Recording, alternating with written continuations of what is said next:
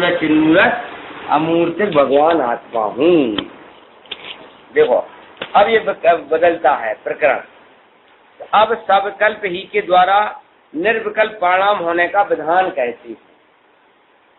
कैसे विचार आते हैं और फिर वो विलय हो जाते हैं और आत्मा की अनुभूति कैसे हो जाती है ये बताएंगे।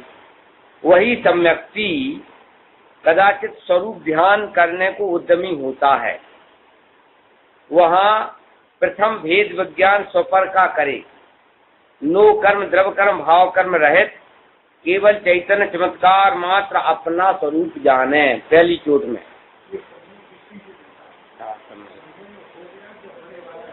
सम्यक दृष्टि का प्रमाण दे करके मिथ्या दृष्टि को समझाया। वही सम्यक दृष्टि, सम्यक भी हो गया ना, पहले बताया ना, सम्यक भी हो गया भेद विज्ञान, तो भी जरूरत होती पुनः शुद्धोपयोग के लिए।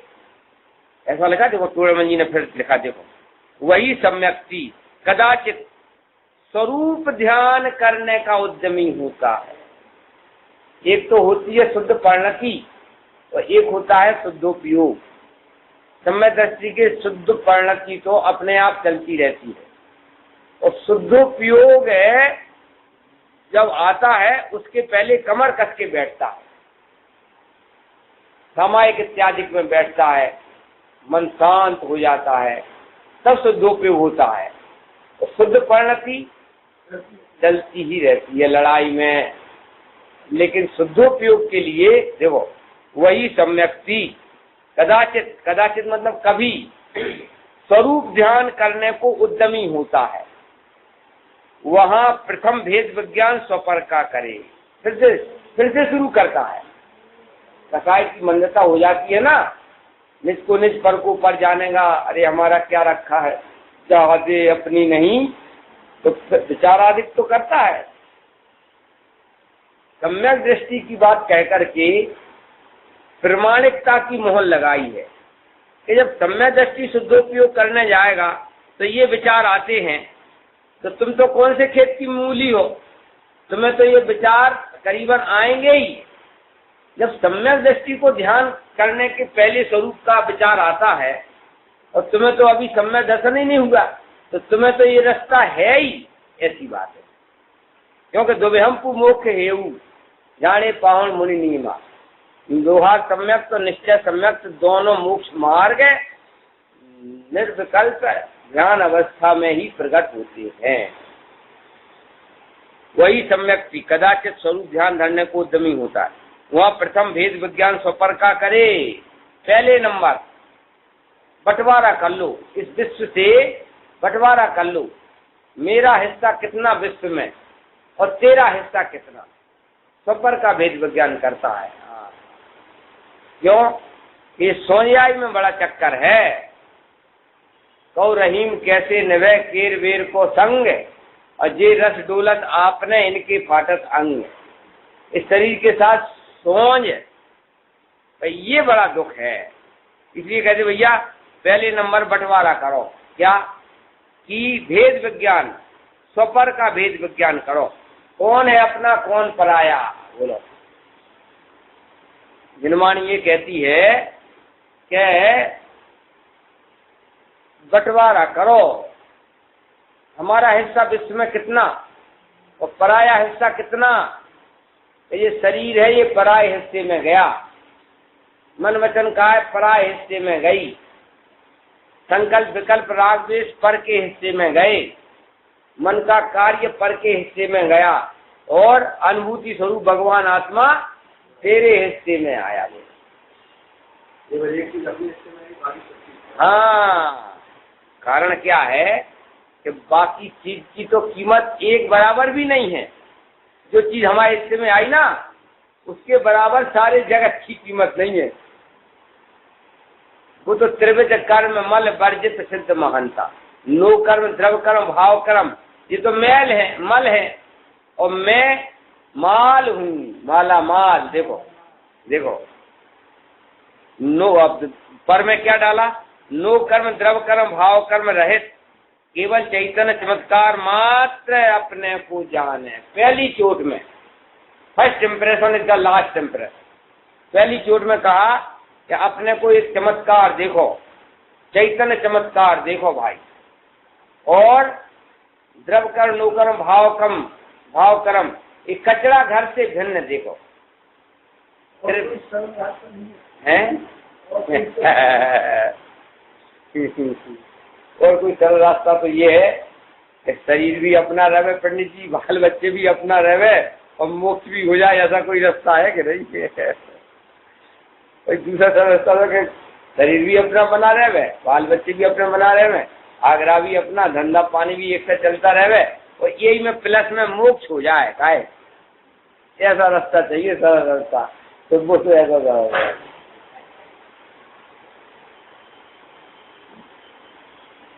भाई सोनियाई की तकलीफ कैसे मिटती है? अब 4 भाई है, अब 4 भाई का इकट्ठा धंधा है, अब 24 घंटा किल हो रही। अब मैं आपसे पूछता हूँ बाबूजी कैसे मिटेगी? चलो वो बताओ तो हम ही बता देंगे कि भाई साहब बंटवारा कर लो, देखो और क्या होता है। 4 भाई है, भाइयों के बच्चे भी हो गए, 2-3 बच्चे हो गए, इतना बड़ा परिवार है। अब जब किल हो रही है तो एक ही रास्ता तो है, क्या? बंटवारा कर लो, तुम्हारी फैमिली तुम्हारी, हमारी फैमिली हमारी, सब शांति हो जाएगी। भगवान भी कह रहे हैं बंटवारे के नाम है भेद विज्ञान कर लो। वहां तो बंटवारा करना पड़ता है, यहाँ बंटवारा पहले ही से है, केवल ज्ञान करना पड़ता है। भेद विज्ञान, भेद तो पहले ही से है, भेद का विशेष ज्ञान कर लो, इसका नाम भेद विज्ञान।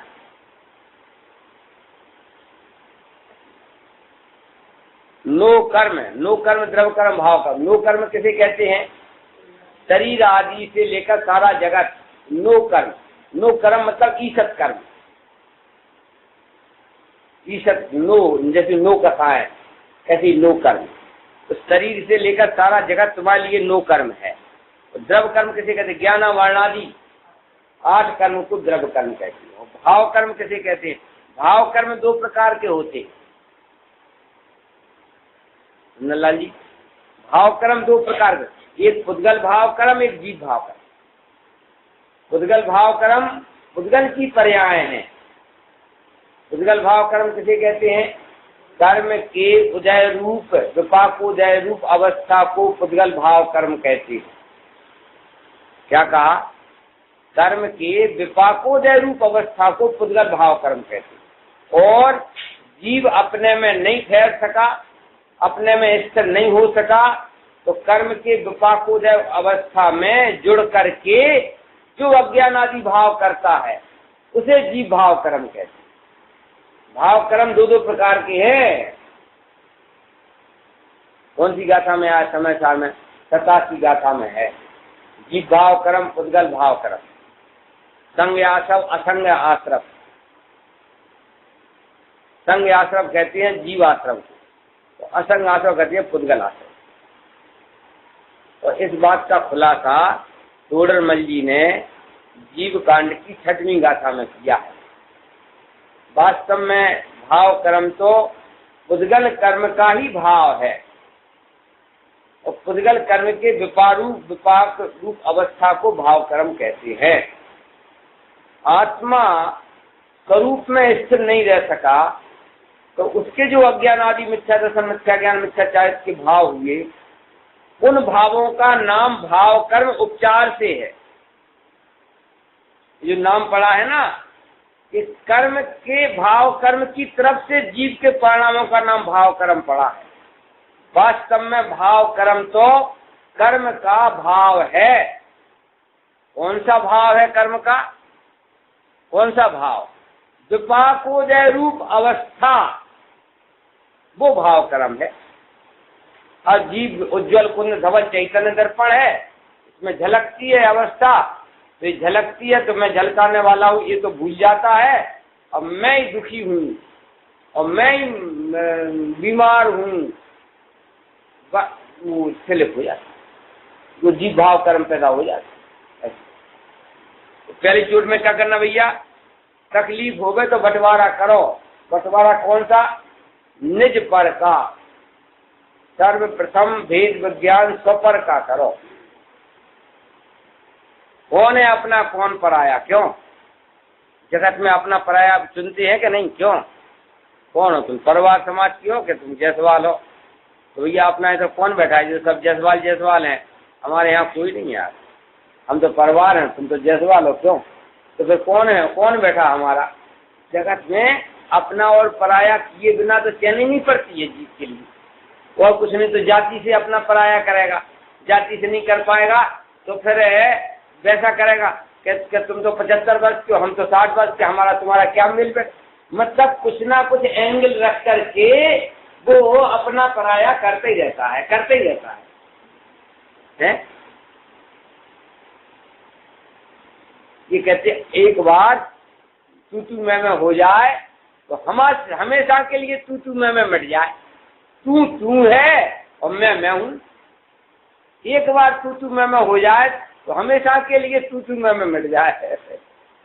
देखो ये लिखा है, प्रथम भेद विज्ञान स्वपर्का करे, नो कर्म द्रव्य कर्म भाव कर्म रहित केवल चैतन्य चमत्कार अपना स्वरूप। जब पहली चोट में आया चमत्कार को नमस्कार करना चाहिए कि नहीं? नहीं आई समझ में? आप लोग बताओ, ज्यादा धर्मात्मा हो, चमत्कार को नमस्कार करना चाहिए? देखो बाबू ये बात है, अरे तुम्हारा, लेकिन वहाँ चमत्कार हो गए तब तो नमस्कार करें। माटी धूल में क्या चमत्कार है? पड़ी पड़ी परिणमन कर रही। अब चाहे वो सोना हो चाहे चांदी हो, माटी है। चैतन्य में चमत्कार है। अमर अनंतों बार मर गया, मर कर के भी अमर रह गया। चमत्कार तो मेरे में है कि मैं मरता हुआ भी अमर हूं और अमर रहता हुआ भी मरता हूं। भाई साहब क्या मतलब? सारे गुण धर्म को लिए बैठा हूं भाई साहब। अनेकांत अनंत धर्म सत्वम पश्यंती प्रदगात्मना, अनेकांतमयी मूर्ति नित्यमेव प्रकाशताम्। कई बात अधूरा प्रभु मेरे, सब बातन पूरा। बोलो, क्या दूसरे के चमत्कार देखने जाते हो? हैं? अनित होकर के भी नित्य हूँ, रागी होकर के भी परम शुद्ध हूँ। भाई साहब ये कोई कम चमत्कार है? अपने पास राग है तो भी मैं भी रागी हूँ, अनित्य होकर के भी नित्य हूँ।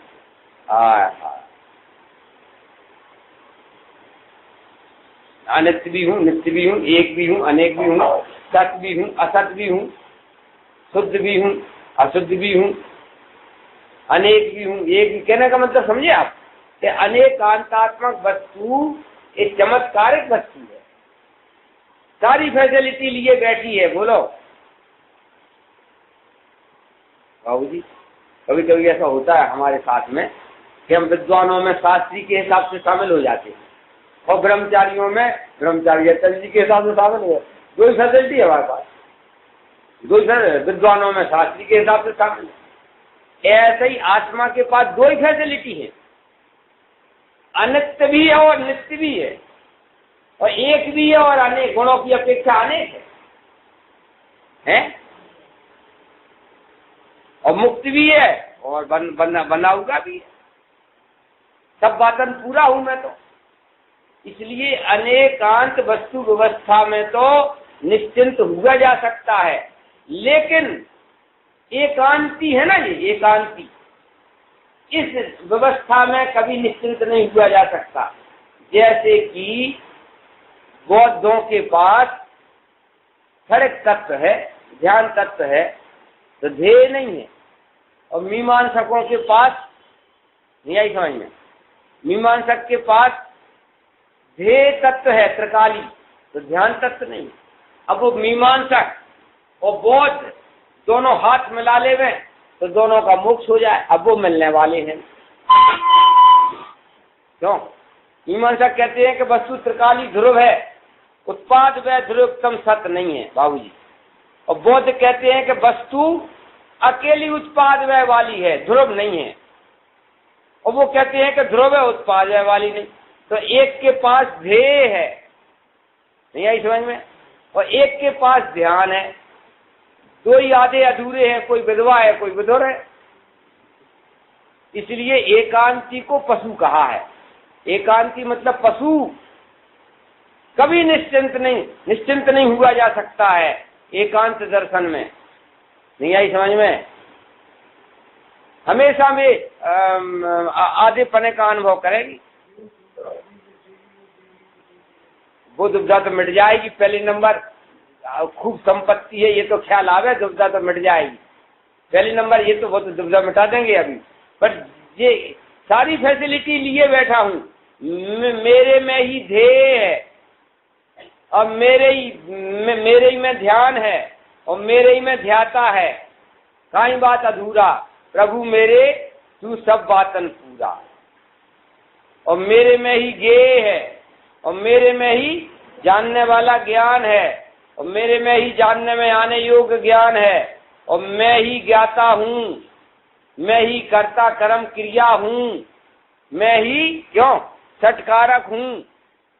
कौन सी ऐसी फैसिलिटी है कि जो तेरे पास नहीं है?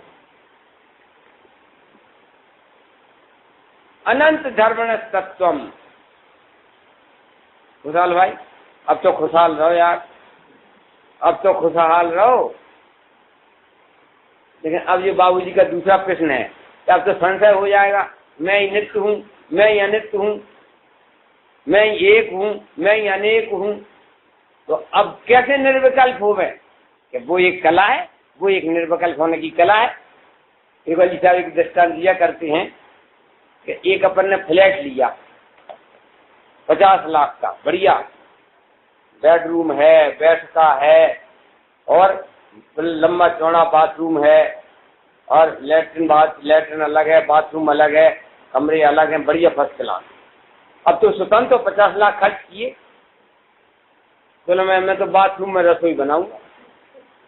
जैसे स्वतंत्र हो आप, स्वतंत्र हो, लेकिन भाई को जो बंगला है ना उसमें किचन अलग बनी हुई है ना, बाथरूम अलग बना हुआ है ना, बेडरूम अलग बना है ना, लेकिन तुम स्वतंत्र हो।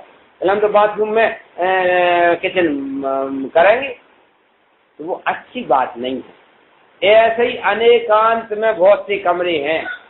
ध्यान का कमरा मेरे पास, ध्येय का कमरा मेरे पास और ध्याता भी मैं ही हूँ।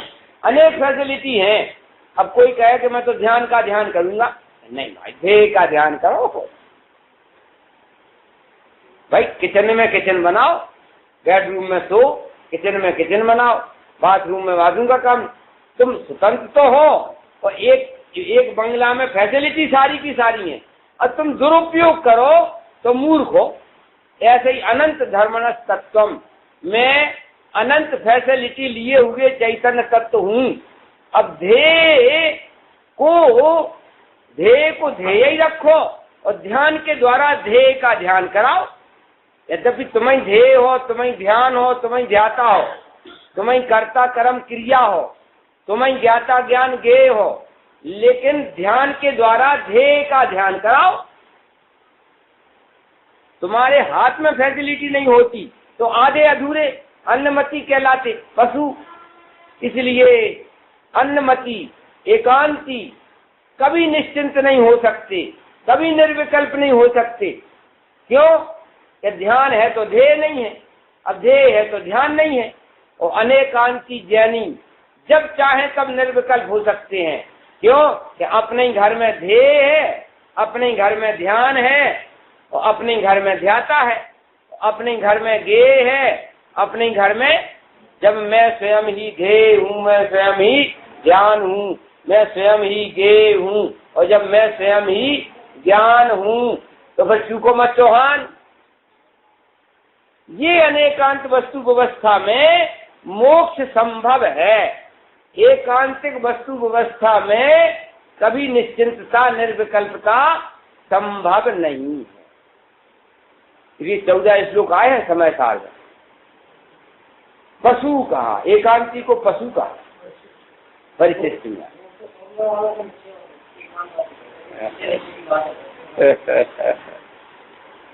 प्रश्न ठीक है।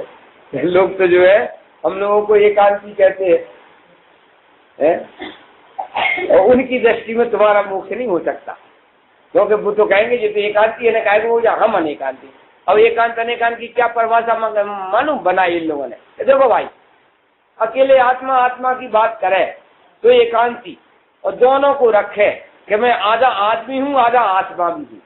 हाँ, आधा दाहिने तरफ का कि बाएं तरफ का, क्यों आधा, मतलब निश्चय व्यवहार को उन्हें ऐसा बंटवारा किया कि भाई व्यवहार से आदमी हूँ और निश्चय से आत्मा हूँ।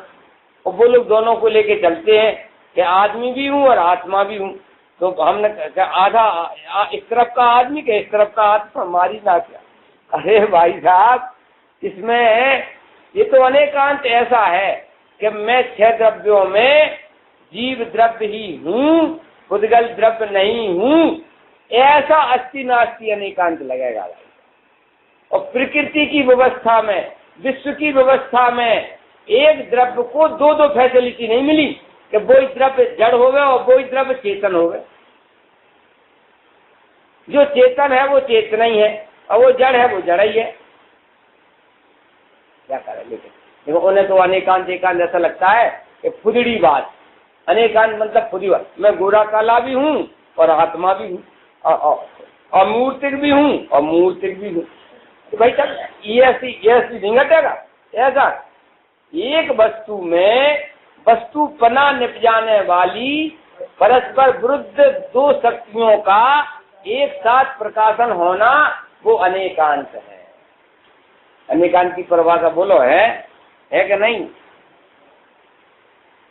इसे कहते हैं प्रथम तो वस्तु में वस्तुपना उत्पन्न करने वाली, मतलब वस्तु में वस्तुपना सिद्ध करने वाली परस्पर विरुद्ध 2 शक्तियों का एक ही वस्तु में प्रकाशन होना। नित्य भी हूँ अनित्य भी हूँ, सत्य भी हूँ असत, पर द्रव्य की अपेक्षा असत हूँ और स्वयं की अपेक्षा सत हूँ। मैं तेरे से असत हूँ, अपने से सत हूँ, दोनों का घटे। नास्ति भी हूँ अस्ति भी हूँ, पर द्रव्य की अपेक्षा नास्ति, अपनी अपेक्षा अस्ति। तो ये परस्पर विरुद्ध धर्म है ना, एक वस्तु की अच्छी तरह से सिद्धि करते हैं, संशय को मिटाने वाले हैं। तो इसमें करने वाला संशय और होगी है, संशय इसमें तो और होगी कि मैं विकल्प रहित हूँ, तो विकल्प सहित हूँ, मैं अस्तित्व हूँ, क्या हूँ, और उसमें विकल्प ज्यादा होगा। एक निश्चित बात क्यों नहीं रही है? हाँ ठीक है, नवी सही कहा। अच्छा आप बताओ क्या निश्चित कर देगा? अनित्य ही हूँ ऐसा क्या देगा, बताओ। आप ही करोगे ना? अच्छा आप होगा, हम तो फिर हम करें। अरे भाई, अधिक वैभव है, वैभव अपने पास बहुत है, और कुछ वैभव को कट करने से निर्विकल्प नहीं हो जाओगी। निर्विकल्प होने की एक कला होती है। आधा वैभव कम कर देने में तो जल्दी निर्विकल्प हो जाओगे क्या? तो भाई साहब आधा वैभव तो उन्होंने माना ही नहीं है, पशुओं ने, अन्नवादियों ने तो आधा वैभव माना ही नहीं है, तो कौन से निहाल हो गए वे? आधा वैभव कट नहीं करना है, निर्विकल्प रहने की कला सीखना है। देखो मैं सत्य भी हूं और असत्य भी हूं, हो गया। अब कैसे कि तेरी अपेक्षा असत्य हूं और मैं मेरी अपेक्षा सत्य हूं, इसमें क्या परेशानी है? अस्थि रूप भी हूं और नास्ति रूप भी हूं। जब पर की अपेक्षा में नास्ति रूप हूं और स्वयं की अपेक्षा अस्थि रूप हूं। ऐसा ही नित्य अनित्य घटेगा, एक अनेक घटेगा कि मैं वस्तुपन एक हूं और शक्ति अनंत है इसलिए मैं अनेक हूं, शक्तियां अनंत हैं इसलिए मैं अनेक हूं, और वस्तु एक हूं इसलिए एक हूं। ऐसे ही नित्य अनित्य घटेगा कि कार्य की अपेक्षा अनित्य हूं और द्रव्य की अपेक्षा नित्य हूं। कार्य निरंतर होता रहता है, कार्य निरंतर होता रहता और नष्ट होता रहता है। तो कार्य की अपेक्षा मैं अनित्य हूं, क्योंकि कार्य अनित्य है तो मैं भी अनित्य हूं। लेकिन द्रव्य की अपेक्षा मैं नित्य हूं, अनादि अनंत हूं। इस प्रकार से एक वस्तु में अनेक विशेषताएं होने में बोलो क्या विरोध है?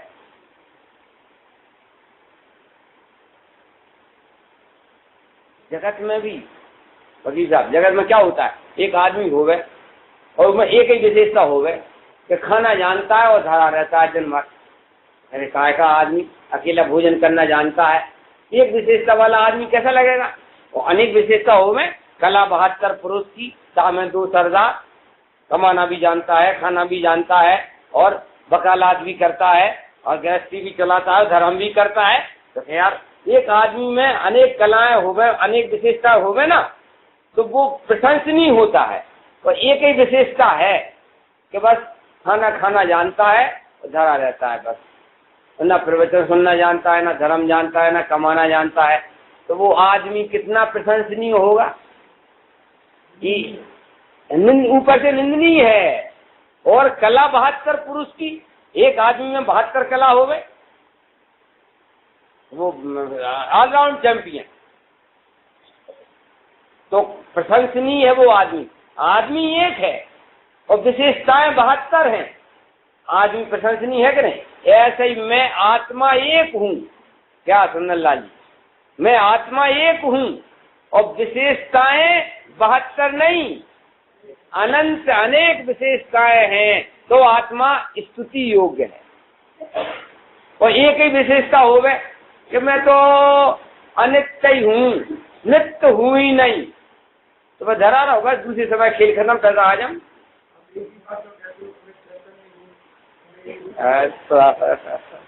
अरे एक हूँ, चैतन्य हूँ, वो तो है द्रव्य अपेक्षा, लेकिन खाली डिब्बा खाली बोतल नहीं हूँ, भरचक हूँ, एक ही बलशाली महा। मैं अकेला तो हूँ लेकिन अनंत शक्तिशाली हूँ।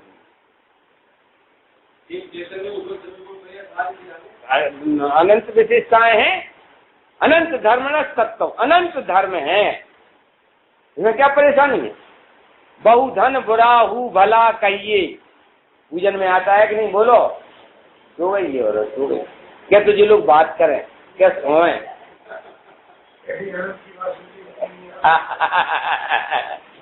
आनंद की बात सुन करके और नींद नहीं आएगी तो कब आएगी? क्यों?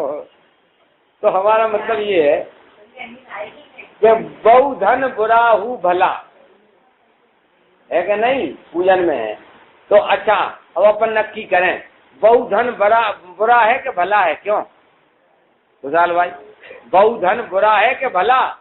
कि वे तो दोनों बातें कह रहे कि बुरा भी हो भला भी। वो अरे भाई, बहु धन होवे, 4 घंटा मंदिर में लगावे, कोई चिंता नहीं आजीविका की, तो भला है। और बुरा इसलिए है कि वो अंबानी और मुकेश वही के गुणा भाग में लगे, मंदिर ही नहीं हाउ। तो भाई साहब, बहु धन बुरा भी है और भला भी है। अगर बहु धन के हैं अनकाउंटेबल संपत्ति है और काउंट करने में जिंदगी जावे, तो अनकाउंटेबल को काउंट करने में जिंदगी जा रही, तो बहु धन बुरा है। और भला किस सेंस में है? काई नहीं। 4 घंटे अगर धर्म ध्यान करेंगे ना, तो भी कोई आजीविका में अंतर नहीं पड़ेगा। तो निश्चिंत रहे, संपत्ति के ऊपर चिंता नहीं करे, तो है बहु धन भला। और का वही की चिंता में लग जाए, बहु आरम परिग्रह की चिंता में, तो बुरा। ऐसा ही अनंत, अपने पास भी कितना धन है? अनंत धन है, अनंत धर्मण तत्वम। और अपन यही के गुणा भाग में लगे। हमें 46 शक्तियां याद हो गई, 6 सामान्य गुण याद हो गए, 6 विशेष गुण याद हो गए, नित्य अनित्य आदि धर्म। तो कहते अनकाउंटेबल में, काउंट में लगे रहोगे तो तुम्हारे लिए बुरा है। और होलसेल में काई बात अधूरा, मैं तो सब बातन पूरा। होलसेल में निर्विकल्प रहोगे तो तुम्हारे लिए बहु धन भला है। और अगर उस धन के ही काउंट में के विकल्प में उलझे रहे तो बहु धन बुरा है। अनेकांत वस्तु निर्विकल्पता का कारण है। अनेकांत वस्तु निर्विकल्पता का क्यों? सब बातन पूरा, सब बातन पूरा, इसलिए निर्विकल्पता का कारण है। और जो एकांती है, वस्तु को अनित्य ही मानते हैं, नित्य नहीं मानते हैं, वे तो विधवा हैं क्या विधुर हैं, वे बेचारे अधूरे हैं। और जो नित्य ही मानते, अनित्य नहीं मानते, तो जो नित्य मानते उनके पास ध्यान ध्येय तो है पर ध्यान नहीं है, और जो अनित्य मानते हैं उनके पास ध्यान तो है पर ध्येय तत्व नहीं है, और दोनों को हाथ मिलाना नहीं है कभी। तो ये विधवा और ये विदुर एकांत व्यवस्था में कभी भी मोक्ष नहीं होता, हमेशा वो आधा अनुभव करेंगे, और अनेकांती अपने लिए फुलफिल अनुभव कर सकता है। जब मैं स्वयं ही ध्येय हूँ और मैं स्वयं ही ध्यान हूँ, और जब मैं स्वयं ही ज्ञेय हूँ और जब मैं स्वयं ही ज्ञान हूँ, तो चूको मत चौहान। अब निर्विकल्पता हो सकती है, सारी फैसिलिटी मेरे पास है, ध्यान की फैसिलिटी भी, ध्येय की फैसिलिटी भी, मेरा स्पेशल ज्ञेय है स्वागे, और मेरे पास ज्ञान तो है ही, और मेरे पास ज्ञेय भी है स्वागे। ऐसी बात है। तो ये कहाँ से बात आई? पहली चोट में अपने लिए चमत्कार चैतन्य देव नित ज्ञान झरे है, ज्ञानानंद की खान आप ते ना ही तरह है। क्या कहा पहली चोट में? क्या कहा? प्रथम वेद विज्ञान स्वपर का करे, नो कर्म द्रव्य कर्म भाव कर्म रहित केवल चैतन्य चमत्कार मात्र अपना स्वरूप जाने। पहली चोट में अपने के लिए क्या स्वीकार किया कि मैं चमत्कार चैतन्य हूँ, चैतन्य चमत्कार। और जिसके पास चमत्कार होता है वो सुखी रहता है कि दुखी? क्यों बाबूजी? तो उनकी कहानी आती है ना, जिन्होंने भरतीस वैभव लिखा, उनका नाम क्या है? रत्नाकर। तो रत्नाकर के पास एक ऐसी कला थी, इस शरीर को छोटा करके कहीं भी चले जाती थी बाबूजी। तो 25 साल का हुआ रत्नाकर, अब गोरा भूरा बढ़िया फर्स्ट क्लास, तो उसको कविता बनाना आ गया।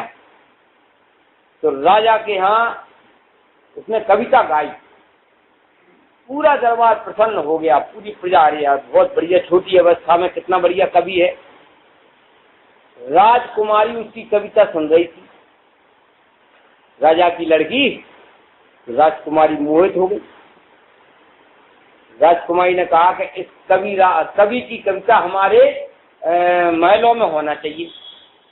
तो भैया रत्नाकर की कविताएं महलों में होने लगी, धीरे धीरे राग बढ़ गया। तो कहा मैं तेरे बिना तो रह नहीं सकती हूँ।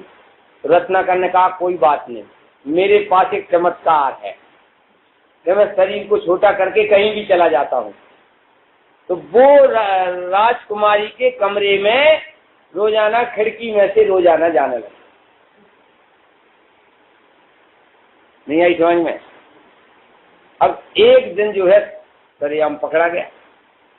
राजा ने कहा तो कविराज के लिए 7 कम कोठरी के अंदर जेल में डाल दो। अभी वो ऐसा बैठा, कितनी हमारी इज्जत थी, हमारे लिए सम्मान हुआ था राजा के यहाँ। अब मैं 7 कोठरी के अंदर माथे पे हाथ रखे और क्या सवेरे फांसी लगेगी। हो गया बाबूजी। अब 1 घंटा तो उसने रो लिया माथे पे हाथ रख के, जैसे कोई प्रवचन में लोग आगे ऐसे बैठते हैं जैसे सगा बाप मर गया हो, जैसे वो जेल में बैठा रहा। उसको अपना चमत्कार याद आया कि अरे बेवकूफ, जिस चमत्कार से हम राजकुमारी के कमरे में जाते थे वो चमत्कार कब काम में लेंगे। और उसको आया, उसने अपने शरीर को सूक्ष्म किया और वो 7 कमरे में से बाहर निकल करके और सवेरा होते होते तो जाकर के जंगल में पहुंच गया। इधर राजकुमारी ने कहा तो मैं शादी करूंगी तो रत्नाकर से करूंगी, नहीं तो मैं शादी नहीं करूंगी। रात भर मंत्रणा हुई राजा रानी में, मंत्रियों में कि भाई साहब जिसे फांसी लगाना उसको जमाई बना लो। नहीं तो अभी हाल ये भी बढ़ जाएगी। तो भैया सवेरे 5 बजे कहा, राजा साहब स्वयं गए लेने के लिए। तो भाई हमारी गलती हो गई रत्नाकर जी, हम अपनी राजकुमारी से तुम्हारी शादी करना चाहते हैं और आप हमारे जमाई हैं और हमें क्षमा करो। वहां देखा, एक दरवाजा खोला, दूसरा खोला, तीसरा खोला, फिर रत्नाकर। अब तीसरी समस्या खड़ी हो गई कि भाई साहब अब वो रत्नाकर को कहाँ से लाए? क्यों? पुलिस के आदमी भेजे राजा ने, जाओ कहीं भी 50-60 किलोमीटर के एरिया में जहाँ भी रत्नाकर हो गए उनसे कहना, राजा आज्ञा, तुम्हारे लिए फांसी नहीं लगेगी, अब तुम्हारे लिए राजकुमारी के साथ शादी की जा रही है और तुम राजा की जमाई बनोगे। राजा की कमर साहब, जैसे पारसनाथ की कमर हटे ना, जैसे पारसनाथ की कमर साहब थी, अभी राजा की कमर साहब बन जाएगा। और वो तो जाकर के और छुल्लक ही बन गया। एक मुनि महाराज के पास जाकर के छुल्लक ही दीक्षा ले ली और फिर पुलिस पहुंची रत्नाकर के, हाँ राजा की आज्ञा है तो तुम्हें वहां चलना है। अब मेरे ऊपर कोई राजाज्ञा लागू नहीं होती है। शादियों के ऊपर राजाज्ञा होती है? नहीं। लौट के आया तो भाई उनने तो छुल्लक बने बैठे हैं भी तो रत्नाकर जी। तो फिर उस लड़की ने भी शादी नहीं कराई और किसी से, देखो, और उसने भी आर्य का दीक्षा ली। ऐसा पूरा कहानी है उनकी। और फिर उन्होंने ये रत्ना भरतेश वैभव लिखा। एक उनका वो था ना प्रतिद्वंदी, उसने कहा भरतेश वैभव प्रमाणिक नहीं। इस पर से उनके लिए वो उनके ग्रंथ का हाथी के होदे पे सम्मान होता था जो ग्रंथ लिखने के, तो वो उनके ग्रंथ का सम्मान नहीं हुआ। उनके लिए इतनी गुस्सा आई कि उन्होंने जैन धर्म छोड़ दिया रत्नाकर ने, और जाकर के शैव मत में शंकर जी के उसमें चले गए आश्रम में। इधर राजकुमारी को पता चला कि ये क्या हुआ, तो जैन धर्म छोड़ करके चले गए। तो राजकुमारी आजिका के भेज में, छुल्लका के भेज में थी, तो 2-4 तो भाई रत्नाकर जी तुमने क्या किया, जैन धर्म छोड़ करके और तुम अन्य धर्म में चले गए, ये तो बहुत बड़ा आनंद। कि मैं अपने आप नहीं गया हूँ, जैनियों ने मेरे लिए जबरदस्ती निकाल दिया। अगर तो बाद में फिर वो वहां से मना के लाई, गुरु की आज्ञा ले लो, तो मैं अभी भी जैन हूँ, गुरु की आज्ञा ले लो। तो गुरु जी से कहा तो भाई ये आप आज्ञा मांगता है क्या, तो ले जाओ। फिर बाद में वो छुल्लक नहीं, बाद में वो मुनि रत्नाकर और आत्म तपस्या करी और फिर स्वर्ग गए। ये उनकी पूरी कहानी है। हमें इसमें से क्या कहना है कि भाई ऐसे बैठे थे ना जेल में, उन्हें अपना चमत्कार याद आया कि मैं तो शरीर को अदृश्य कर करके बाहर निकल जाऊंगा, मैं काय के लिए माथे पे हाथ रखूं। और 1 मिनट में शरीर को सूक्ष्म किया और निकल करके जंगल में। अपना क्या हाल है? अपन भी तो है कि नहीं चैतन्य रत्नाकर, अपने पास कितने चमत्कार हैं। तो एक चमत्कार से जेल से मुक्ति मिल गई, एक चमत्कार। अपने पास तो मैं चैतन्य चमत्कार हूँ, अनंत चमत्कार हैं। दुखों से मुक्ति क्यों नहीं मिल सकती भाई साहब? दुखों से मुक्ति क्यों नहीं मिल सकती? बोलो। इसलिए यहाँ कहते हैं कि पहली चोट में भेद विज्ञान कौन है अपना कौन पराया, सारे विश्व में ये बंटवारा करो कि अपना कौन है और पराया कौन है। अब जहां दे अपनी नहीं तो फिर अब और किस किस की सेवा करना, बोलो। जब ये 24 घंटा बढ़िया खिला रहे पिला रहे, तब ये देह अपने हिस्से में नहीं आ रही है तो फिर बायरा बायरी, गुमड़ा गुमड़ी, भूतड़ा भूतड़ी, मारी ना क्या है?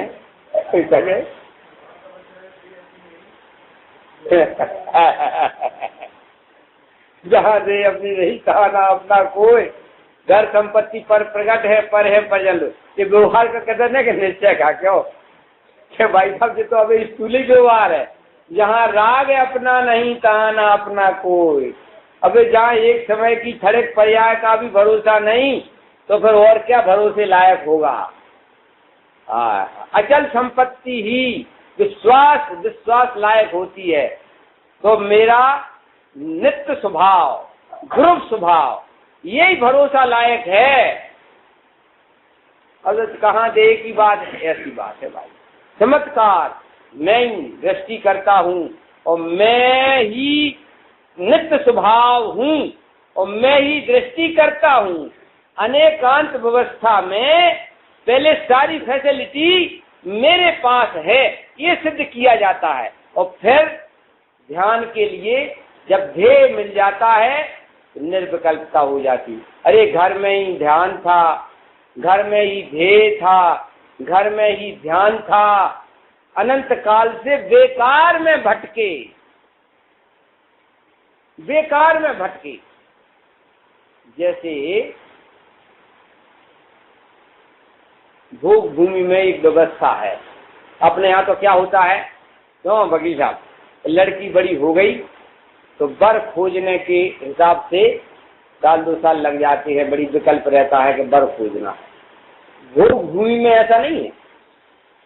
भोग भूमि में क्या होता है कि पहले लड़का जन्मा और फिर लड़की जन्मी और माता पिता तो गए दूसरी गति में, ये बड़े हुए और फिर यही पति पत्नी बन जाते हैं। घर में ही पति था, घर में ही पत्नी थी, क्योंकि जन्म से ही माता पिता तो मर ही जाते।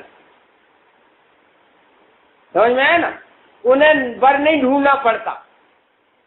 भोग भूमि की व्यवस्था है। इसका मतलब ये नहीं कि कर्म भूमि में ऐसा करो, हम ये नहीं कहना चाहते कर्म भूमि में ऐसा करो। तो कर्म भूमि और भोग भूमि में क्या अंतर रह जाएगा। तो यहाँ कर्म भूमि में तो ऐसी व्यवस्था है कि अगर वो रिश्ता मिलता है ना, खून का, पति पत्नी के खून का रिश्ता मिले तो शारीरिक बीमारी भी होती। ये केवल धार्मिक दृष्टि से नहीं है कि बहन भाई शादी नहीं कर सकते, ये शारीरिक दृष्टि से भी है। एक ब्लड वाले अगर शादी जैसा व्यवहार करें ना तो जिंदगी भर शारीरिक बीमार रहेंगे। एंटी ब्लड होगा तब तो वो निभ सकता है। ब्लड का मतलब अकेला ब्लड ग्रुप नहीं। अरे यार ज्यादा बुद्धि हो गई ना, ब्लड ग्रुप वाली बात नहीं है, जो वंश परंपरा होती है ये। इसलिए कर्म भूमि का हम ये नहीं कह रहे कि कोई कर्म भूमि में ऐसा करने लगना, लेकिन हम तो वो कह रहे हैं कि घर में ही पत्नी है और घर में ही पति है, किसी को नहीं ढूंढना पड़ा। ऐसे ही आत्मा भी भोग भूमि है, आत्मा के अंदर भोग भूमि है। आत्मा घर में ही ध्येय है और घर में ही ध्यान है, बाहर कहीं ध्यान करना ही नहीं पड़ता है। घर में ही स्वागेय है और हमारे घर में ही ज्ञान है, घर में ही साध है और घर में ही साधक है। बोलो कितनी स्वाधीनता है, बोलो। तो अनादिकाल से स्वाधीनता की खबर नहीं होने से कभी पंच परमेश्वरी का ध्यान किया तो कभी पैसा का ध्यान किया, क्यों? भज कलदारम और अनंत काल निकल गए। अब ही चेत जाए कम से कम। चमत्कार चैतन्य देव, काई बात अधूरा प्रभु मेरे, तू सब बातन पूरा। हे पर की आस कहा कर प्रीतम, तू काई बात अधूरा। इसका मतलब समझे आप? ध्येय भी घर में है, भटकने की जरूरत नहीं, और ध्यान भी हमारे ही घर में है? क्यों? कितनी स्वाधीनता हो गई ये कह रहे। देखो जरा दोहराएंगे जरा, क्योंकि प्रथम पश्चात तत्पश्चात इतना इम्पोर्टेंट है कि याद भी हो जाएगा तो कोई पाप नहीं लग जाएगा। देखो तो बोलो, प्रथम भेद विज्ञान स्वपर का करे। बोलो, प्रथम भेद विज्ञान स्वपर का करे। नो कर्म द्रव्य कर्म भाव कर्म रहे, केवल चैतन्य चमत्कार मात्र अपना स्वरूप जाने। पश्चात पर का भी विचार छूट जाए, केवल स्वात्म विचार ही रहता है। वहाँ अनेक प्रकार निज स्वरूप में अहम बुद्धि धरता है। चिदानंद हूँ, शुद्ध हूँ, सिद्ध हूँ इत्यादि विचार होने पर सहज ही आनंद तरंग होती उठती है, रोमांच हो आता है। तत्पश्चात ऐसा विचार तो छूट जाए, केवल चिन्मात्र स्वरूप भासने लगे, वहाँ सर्व परिणाम उस रूप में एकाग्र होकर के प्रवर्तते हैं। दर्शन ज्ञान आदिक का व नए प्रमाण आदिक का भी विचार विलय हो जाता है। चैतन्य स्वरूप जो सबकल्प से निश्चय किया था, उस ही में व्यापक रूप से इस प्रकार प्रवर्तता है, जहाँ ध्याता ध्येय पना दूर हो गया, तो ऐसी दशा का नाम निर्विकल्प अनुभव है। ये है प्रथम, पश्चात और तत्पश्चात। हमने कई शास्त्र पढ़े बाबूजी, हमें ऐसी शॉर्ट एंड स्वीट प्रक्रिया कहीं नहीं मिली। संक्षेप में प्रथम ऐसा विचार, तत्पश्चात ऐसा विचार, और फिर तत्पश्चात घटिया पहले पार आत्मा का अनुभव। इसलिए ये याद भी हो जाएगा ना, तो कोई पाप नहीं लग जाएगा। प्रथम भेद विज्ञान स्वपर का करे। देखो तो स्वपर में क्या गया, पर में क्या गया, बोलो। लोक कर्म, द्रव कर्म, सारा कचरा धर।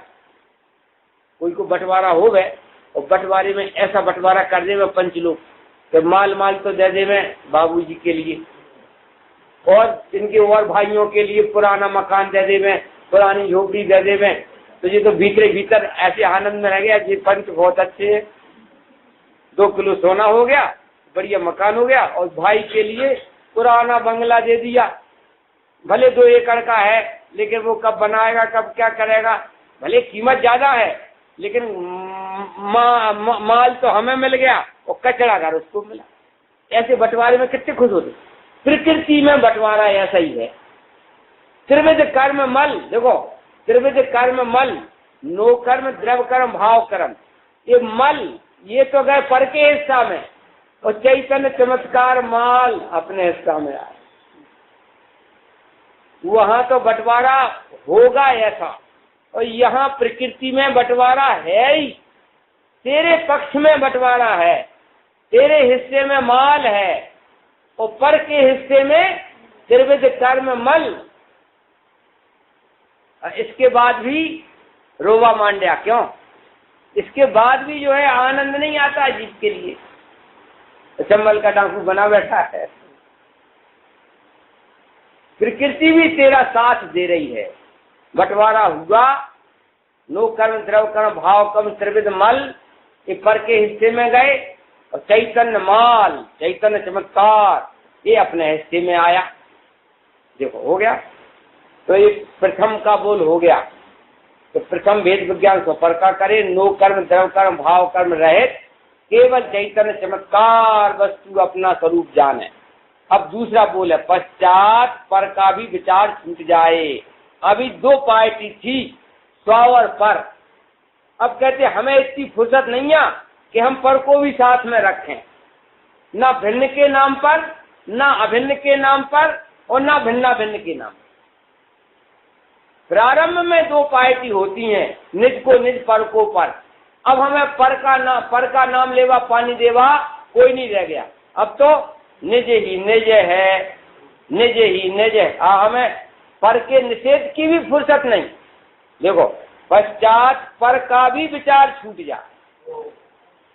स्व के साथ में पर कब तक रखना, और 2 में द्वंद्व सदा बस है, 2 में दुविधा होए, आप एक निर्द्वंद बस मन की दुविधा खो। दूसरा चाहे निषेध के रूप में हो, लेकिन वो डिस्टर्ब करता है। एक मित्र था कि नहीं, मित्र है, देखो जी लोग तो सो गई, नहीं सोए बेचारी, हम तो वैसे ही कह रहे थे, कोई नहीं सो रहा। एक मित्र था ना, तो उससे एक मजाक सूझी।